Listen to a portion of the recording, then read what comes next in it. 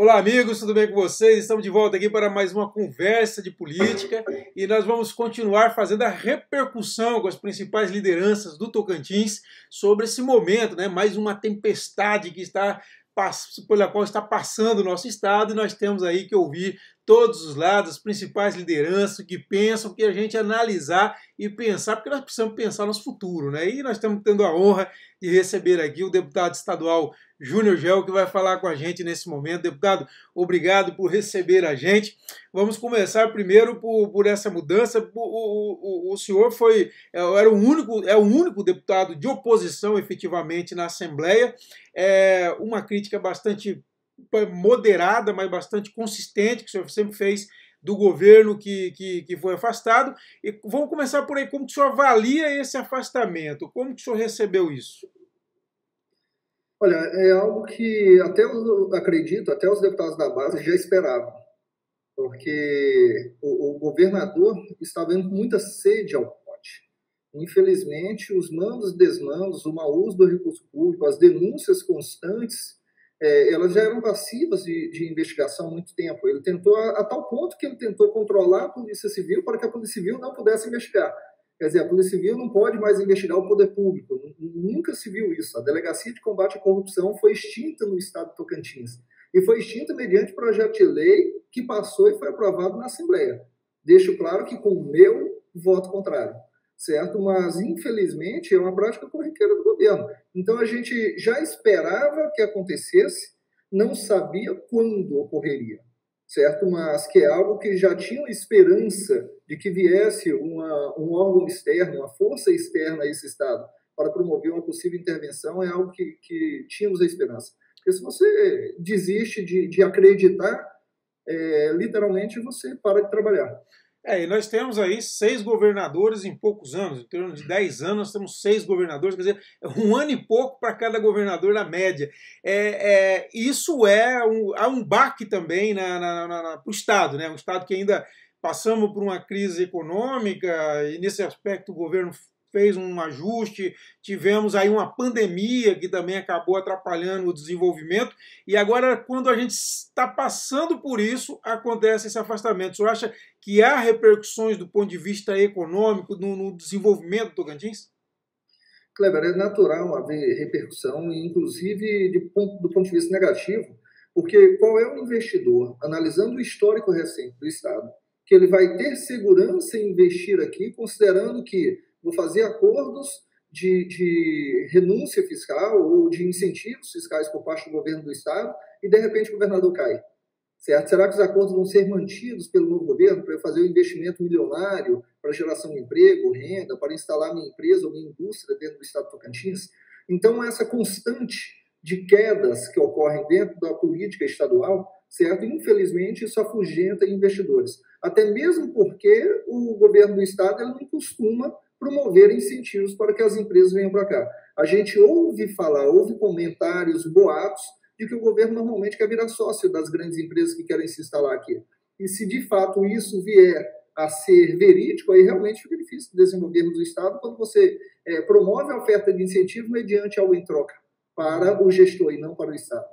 E nós temos uma nova eleição daqui menos de um ano já, né? Nós temos uma nova eleição.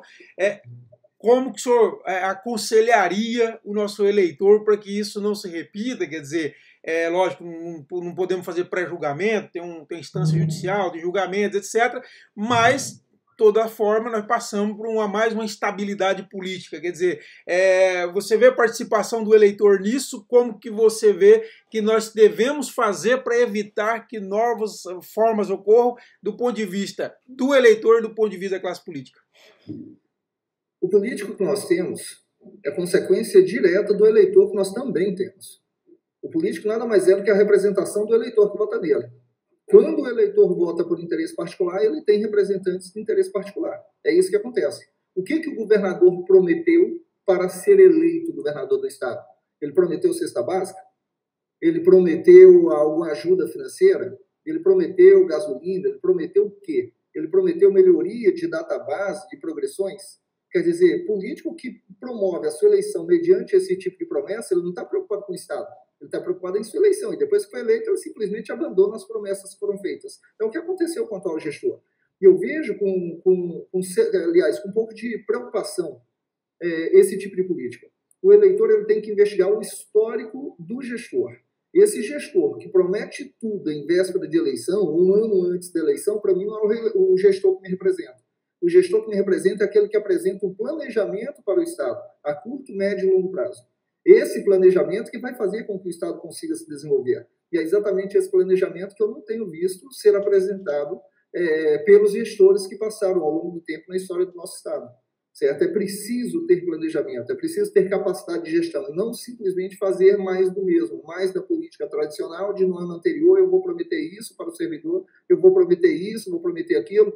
Eu tive um patrão que é juiz, ele era dono de uma instituição de ensino que eu lecionava, e ele afirmava para mim naquela época o seguinte: Júnior, não prometa, faça e mostre o que você fez. Para de prometer. Porque o político que faz esse tipo de promessa, ele simplesmente deixa de fazer. Então, ao invés de prometer, vamos lá, vamos fazer e depois mostra o que foi feito. Assim você começa a mostrar com seriedade quem é você, qual é a sua história e o que você pretende. E nós temos um novo governo começando, o governador interino Wanderlei Barbosa assume. Qual a sua expectativa em relação ao governador e qual a posição que você pretende ter dentro da Assembleia Legislativa em relação a esse novo governo? O meu posicionamento, ele vai continuar sendo questionador, ele vai continuar promovendo a investigação, ele vai procurar um governo do Estado, porque na gestão anterior, o que eu fazia? Se chegavam denúncias até mim, eu procurava informações junto às secretarias, junto ao governo do Estado. Como o governo do Estado normalmente não trazia as informações, não respondia aos requerimentos, aos ofícios, aí naturalmente eu levava à tribuna e fazia denúncia nos órgãos externos, se Tribunal de Contas, se Ministério Público e assim por diante. Certo? O que vou fazer é a mesma medida em relação ao atual governo. Eu vou continuar verificando, recebendo as denúncias, verificando em loco e também encaminhando ofícios, requerimentos, buscando informação, para verificar se há veracidade e qual vai ser o posicionamento do governo para buscar a solução dos problemas. Porque o governador, independente de quem seja, ele não tem 100% de conhecimento de tudo que acontece dentro da estrutura do Estado. Então, se chega a denúncia para nós, que somos representantes diretos da sociedade, e levamos ao conhecimento do governo, e o governo não tem interesse em resolver, aí é problema. Aí é problema, certo? Aí nós vamos ter, sim, que levar a denúncia adiante, levar os órgãos externos, fazer essa denúncia ficar de conhecimento público junto à população através da tribuna e das redes sociais, certo? Eu vou continuar promovendo a mesma medida, mas eu tenho esperança, e todos nós temos de ter esperança por dias melhores. Temos de ter esperança. Se esses dias melhores vão chegar ou não, cabe à população analisar. Se porventura não promover medidas que atendam aos interesses da população, daqui a um ano nós temos nova eleição. Então, que a população faça a escolha de um novo gestor. Se porventura o gestor vier com planejamento, com eficiência, com transparência em relação às ações do executivo, com certeza todos nós, cidadãos, vamos ganhar com isso. Nós temos também aí já um processo eleitoral, logicamente tem um impacto no cenário eleitoral. No caso específico seu, você vive a situação que o seu partido hoje está com um novo comando. Eu vi a sua declaração de apoio a uma pré-candidatura a governador do Oriciris Damasio. Como que você analisa o cenário eleitoral e a sua saída do PROS é algo já previsto? Pode-se considerar que vai ocorrer? Olha, a atual gestão do PROS está dizendo que não vai ter ninguém de mandato dentro do partido, mas não conversou comigo a respeito, não perguntou se eu tenho interesse em permanecer, se eu não tenho interesse em permanecer. Eu estou deixando que eles façam o trabalho dele, e quando chegar no período apropriado, que é no mês de março, 6 meses anterior à eleição, conversar com a gestão do partido, tanto aqui no Estado como nacionalmente, para saber quais caminhos o partido vai tomar e se de fato eu permanecerei ou não dentro do PROS. Certo? Então, é uma decisão que, para mim, ainda não foi tomada. Como hoje eu não estou mais à frente do partido, eu estou deixando que eles continuem fazendo o trabalho deles, que façam a composição de chapas, a sua nominata, e lá na frente a gente define. Logicamente, eu não tenho interesse em ficar num local onde não me querem. Entendeu? Não dá para ficar num ambiente tenso assim. Mas, se não for em comum acordo, a tendência natural é eu migrar para outro partido. Se for de comum acordo e for interessante para ambos os lados, eu posso sim permanecer no próximo. Agora, você tem essa tua declaração em relação à pré-candidatura do deputado Osiris Damaso. Como que você vê esse cenário eleitoral agora com toda essa mudança que teve em relação à oposição? Você vê um campo aberto para uma candidatura como a do Damaso, por exemplo? O que muda na tua avaliação esse afastamento do Carles em relação ao processo eleitoral? Eu vejo o deputado Damaso como um empresário que deu certo. Se ele deu certo com a empresa privada, por que não teria também capacidade de gerir na área pública? É claro que a forma de gestão é completamente diferente, mas ele já tem uma história na vida pública, ele sabe como funciona a gestão do setor público. Então, eu tenho uma expectativa positiva em relação ao nome dele. Mas aí depende, em relação à permanência dele ou não na candidatura, compete exclusivamente ele diante dessa mudança que ocorreu. Inicialmente, eu ainda permaneço, se ele for candidato, eu permaneço apoiando o deputado Damaso como pré-candidato a governador. É claro que, com essa alteração que ocorreu, nós temos o Wanderley Barbosa, atual governador em exercício, ele se tornou naturalmente um nome forte. Um forte nome como candidato a governador, certo? Vai depender dos apoios que ele conseguir construir nesse intervalo de tempo, junto à Assembleia Legislativa e os demais prefeitos no interior do Estado, certo?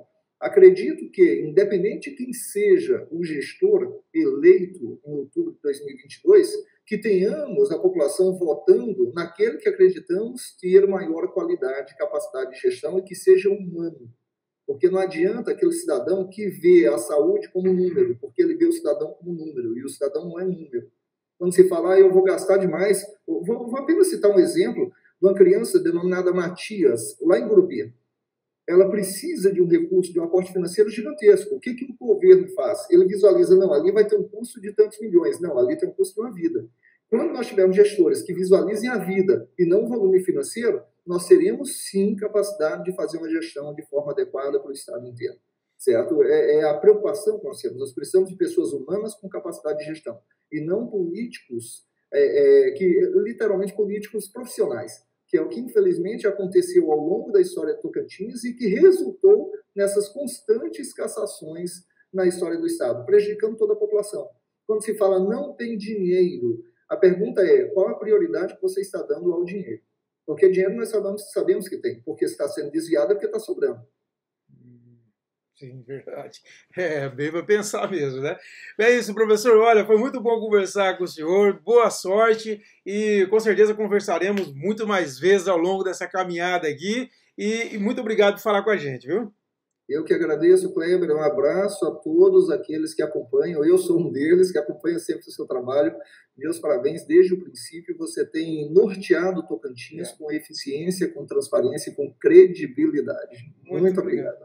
Obrigado, muito honrado vindo do senhor. E é isso, pessoal. Espero que tenham gostado e voltamos a qualquer momento com outra importante personalidade da política do Tocantins. Um abraço a todos e até a próxima.